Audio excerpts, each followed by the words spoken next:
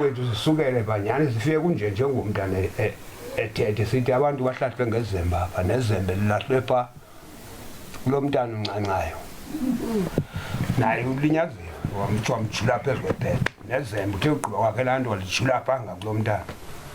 Utata ebalisa umbono omanyumnyezi wokubhaqwa intombi yakhe igwintiwe nabazukulwana bequnquluzile kwigazi.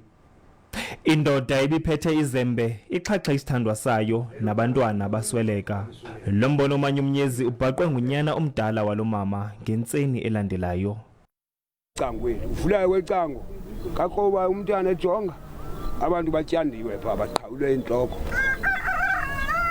bonke abantwana.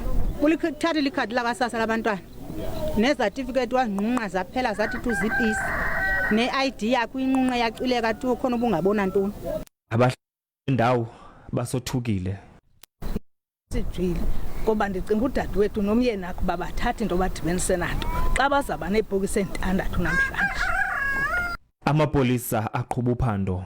Sicela nabani nake kubahlali onokunika ingxelo ephangaleleyo ngesisiganeko ancede atsalele umnxeba umphandi walamatyala nonguKennel Umshiyo. Umnxeba wakhe ngu-071 475 2292. Igama lomntu osinikele ingxelo asayi kulithi baha sakuligcina lindaba yakwamkhosi.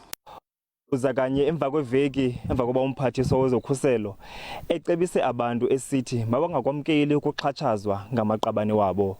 Athule Joka kwindaba ze-SABC lisesidabekweni eXhorha eMpuma Koloni.